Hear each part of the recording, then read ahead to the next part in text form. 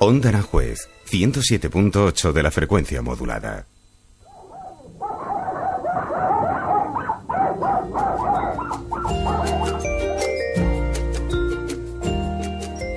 Mágicos Animales, el programa para entender a tus mascotas, aprender a cuidarlos y educarlos.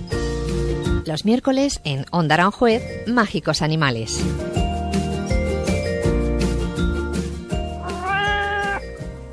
Hoy en Mágicos Animales nos vamos a acercar a un término como es el sacrificio cero, al que hacíamos mención ya hace algún tiempo y del que vamos a hablar con Pilar Zamarra. Hola, ¿qué tal? Muy buenos días. Buenos días. Un término muy positivo que nos habla de avances, de levantar conciencias, de incluso avanzar en el ámbito legislativo y del que queremos hacer mención durante los próximos minutos. En primer lugar, hablar de este término, sacrificio cero, porque a lo mejor algunos lo desconocen. Bueno, para que los oyentes se hagan una idea, cuando uno oye la palabra perrera o lacero, tiembla y piensa, a ese animal que van a capturar le van a sacrificar, aún queda la duda, ¿no? Eso ya no es así desde hace muchos años.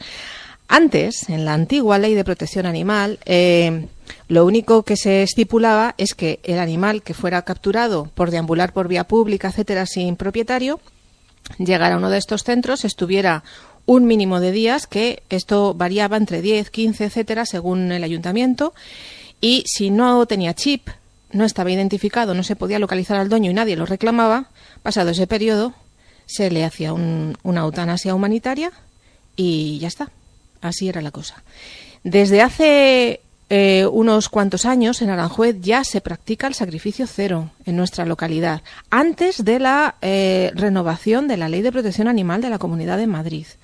En los primeros pasos de la protectora local de ARPA ya se practicaba sacrificio cero anteriormente. Entonces estamos hablando de muchos años.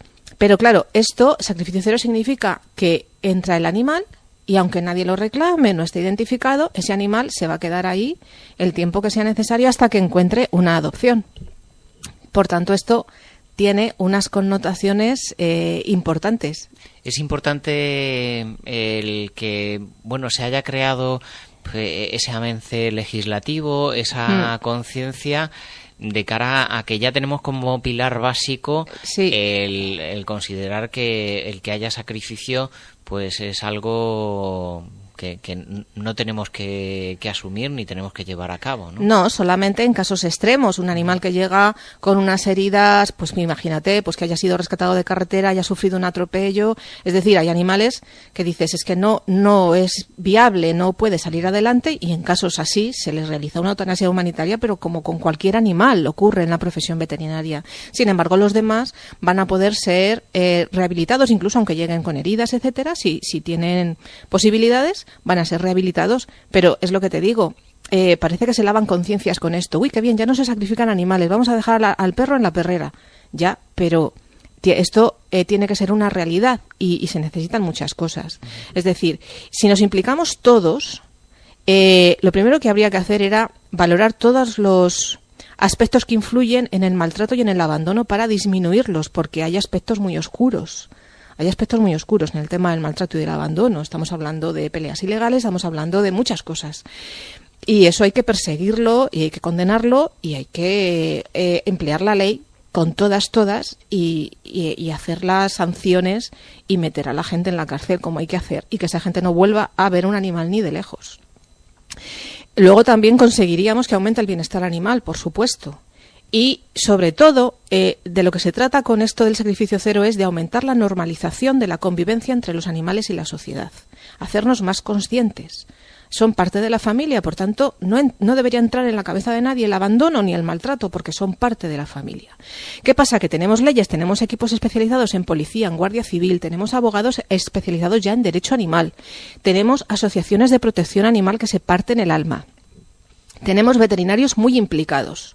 Y sin embargo esto no funciona. ¿Por qué? Porque a fecha de hoy nuestros centros de acogida están saturados. Evidentemente, si antes cada X tiempo se les dormía y quedaban plazas, y ahora no. Y por cada perro o gato que sale en adopción estamos viviendo en la actualidad en nuestra localidad que entran 5. Y el espacio es el que hay. Tenemos 14 cheniles de perros y 2 gateras. Es lo que hay. Entonces, ¿qué ocurre? Que se necesita una educación a nivel escolar, a nivel comunitario, a nivel de asociaciones de vecinos, etcétera, para normalizar todo esto y, sobre todo, un aspecto muy importante también, que es la normalización de las colonias felinas. Que los vecinos entiendan que cuando una colonia está controlada con gatos que se les ha hecho la captura, esterilización y suelta, no hay que perseguir a los alimentadores como si fueran los enemigos del pueblo. Entonces, todas estas cosas, establecer un compromiso ciudadano es fundamental. O sea, hace poco me llega un aviso de un extravío para difundir. Una gata de 2 años que había desaparecido del hogar y especifican, sin chip, sin esterilizar. Pero bueno, por favor, se parte el alma. O sea, esa criatura, si vuelve a su casa, como mínimo va a volver preñada. Esterilizar a las mascotas. Es otra de las políticas, ¿no? Es el pilar fundamental con esto, Luis, porque en otros países se ha conseguido el sacrificio cero y se ha conseguido que la gente no abandone y no maltrate. En otros países, hablo de Centro Europa, porque la esterilización era obligatoria. O sea, evitamos camadas indeseadas y, sobre todo, uno de esos lados oscuros, que es la cría ilegal y la explotación de madres, perras o gatas. Entonces, si hay tantos animales para dar en adopción, no consintamos que los particulares, por sacarse un dinero negro, críen. Hagamos las cosas bien. Y la esterilización cuesta un dinero, claro. Quien me escuche dirá, pero es que el veterinario cuesta dinero. Lo primero, tenemos un gobierno actualmente, y no me voy a callar de nada, que resulta, el gobierno anterior subió el IVA veterinario al 21%, el de las mascotas, el de los animales domésticos, como si fuera un artículo de lujo, cuando no lo es, porque si es un animal que está en la familia, tú tienes niños, ese animal va a necesitar unas desparasitaciones, unas vacunaciones, no es un artículo de lujo, es un objeto de salud dentro de la familia, es un objeto del animal, no. Su salud es algo de preocupación en cuanto al mantenimiento de la salud de toda la familia. Entonces, ese IVA se vota en 2016, solamente con los votos en contra del partido que lo había puesto, todos los demás a favor de reducirlo. Como no consiguen mayoría, se queda en el 21. Cambia el gobierno, entran los que votaron a favor de bajarlo y este año lo tienen en su mano y no lo bajan. Es de tablazo, en toda la cara. Entonces, este tipo de cosas, disminuir, favorecer que las familias puedan acceder a los recursos veterinarios. Los veterinarios hacen campañas de esterilización. Aprovechemos esas campañas. Y si tú adoptas un animal y el animal te viene esterilizado, fenomenal. Y si no, porque te lo ha dado un vecino, lo que sea, y dices, bueno, es que no me viene esterilizado, tal. Bueno, antes de adoptarlo, tú sabes que va a tener un coste mantener ese animal en cuanto a alimentación, en cuanto a cuidados veterinarios, y ese coste va a incluir una esterilización y, por supuesto, un chip. El chip es obligatorio en perros, gatos y hurones. Que la gente se cree que los gatos, como no salen de casa, los que no salen, claro, que otros andorrean, pero los que no salen de casa, la gente dice, no pasa nada. ¿Para qué?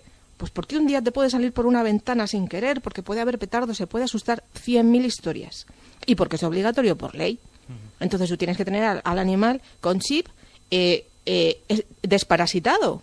Porque hay gente, no, el gato no sale de casa, no le desparasito. Pero en tus zapatos no sabes lo que entra en casa.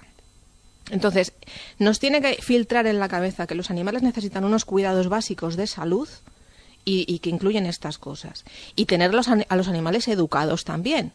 O sea, sobre todo los propietarios caninos, estos tienen que saber un mínimo, el animal tiene que saber comportarse y el propietario tiene que comprometerse a recoger sus excrementos. Porque todo esto es importantísimo para hacer una convivencia entre animales y sociedad y mejorar la imagen de los animales y todo lo que nos ofrecen y efectivamente a través de eso disminuye el maltrato y abandono.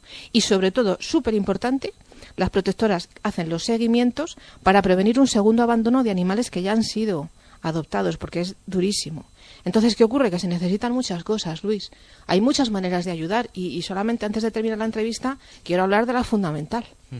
Importante el que exista ese recurso para que los animales pues no se queden en estos centros de acogida, ¿no? Claro, el centro de acogida es un sitio donde sufren estrés.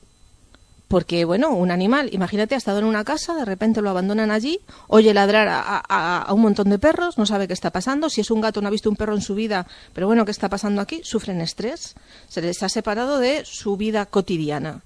pongámonos en su lugar, ¿de acuerdo? Sin humanizarles, pero ellos tienen sus pautas de comportamiento y podemos saber ponernos en su lugar. Hasta ese punto creo que tenemos un mínimo de inteligencia.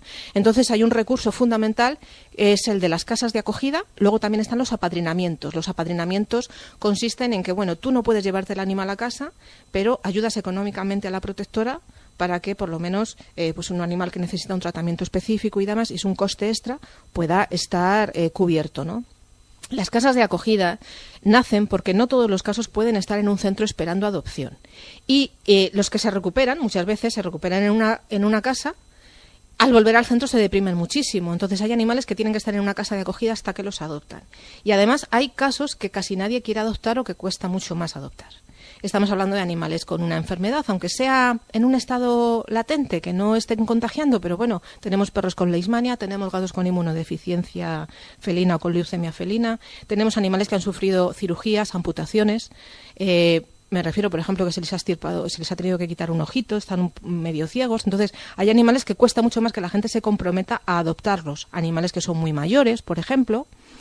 Y estos casos pues necesitan cuidados especiales. Sobre todo, las casas de acogida son imprescindibles cuando abandonan cachorros que han sido cruel y brutalmente separados de su madre y todavía necesitaban lactancia y se los ha de criar a biberón. Eso destroza a la protectora porque es un tiempo que hay que dedicarles tremendo.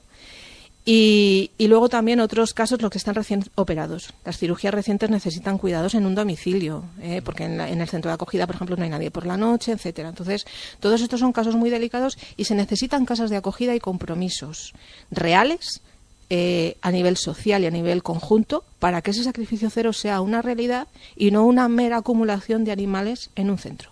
Actuaciones de carácter global, no es solo ese anuncio de que existe el sacrificio cero, hay que actuar desde la conciencia, desde la actuación, desde el compromiso también. Hacía referencia a esa importante medida como es la esterilización. Te agradecemos, Pilar, que nos hayas dado pues un poquito de luz respecto a este asunto del sacrificio cero. Os lo agradezco y siento haber sido tan dura, pero es que es así. El tema es así. El tema es así de real. Muchas gracias. Un beso. Hasta luego. Nos marchamos corriendo y les vamos a dejar con María Castellano, que toma el relevo y les va a acompañar durante los próximos minutos en esta misma sintonía. Hasta mañana.